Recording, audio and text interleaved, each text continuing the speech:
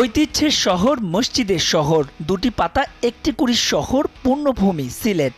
সাম্প্রতিক সময় সিলেটের গায়ে লেপ্টে আছে আরও একটি তকমা, সিলেট ক্রিকেটেরও শহর। এক দশক বাদে আবারও নারী টি-20 বিশ্বকাপের স্বাগতিক হচ্ছে বাংলাদেশ। সবগুলো ম্যাচই হবে ঢাকা আর সিলেটে। চলতি বছরের 26 সেপ্টেম্বর থেকে শুরু হওয়া 10 দলের এই টুর্নামেন্টের এখনো বাকি 4 মাস। তবে ইতোমধ্যে শুরু হয়ে গেছে তোড়জোড়। আগ্রহের কেন্দ্রে কেমন হবে উদ্বোধনী? জানা গেছে সেরেই বাংলায় নয়, নারী বিশ্বকাপের উদ্বোধনী হবে সিলেট আন্তর্জাতিক ক্রিকেট স্টেডিয়ামে। তাই তো উদ্বোধনী অনুষ্ঠানে গুরুত্ব দেওয়া হবে এ অঞ্চলের ইতিহাস, ঐতিহ্যকে। স্থানীয়দের টুর্নামেন্টের সঙ্গে সম্পৃক্ত করতে নেওয়া হবে নানা পদক্ষেপ।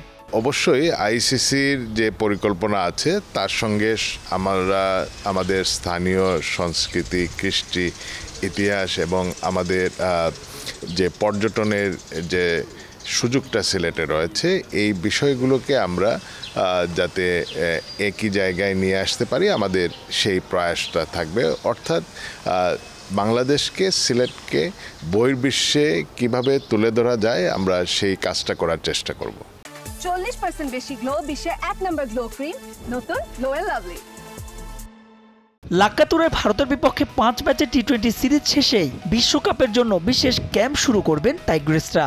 আগামী মাস থেকেই আমরা ক্যাম্পগুলো ছোট ছোট আকারে আমরা শুরু করব।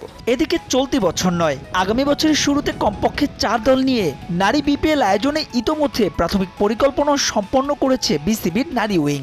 বছর দুয়েক ধরেই নারী বিপিএল নিয়ে আমরা কাজ করছি, আমাদের কিছু পরিকল্পনা রয়েছে। আগামী বছরের শুরুতেই আমরা নারী বিপিএল হয়তো আমরা 4টি দল নিয়ে করব, এই ধরনের আমাদের একটি পরিকল্পনা রয়েছে। 26 সেপ্টেম্বর থেকে শুরু হওয়া নারী বিশ্বকাপের নবম আসরের পর্দা নামবে 21 অক্টোবর। শেরেই বাংলা সিলেট আন্তর্জাতিক ক্রিকেট স্টেডিয়ামের পাশাপাশি খেলা হবে সিলেটের আউটার মাঠেও। মাহবুব রিমন, সময় সংবাদ।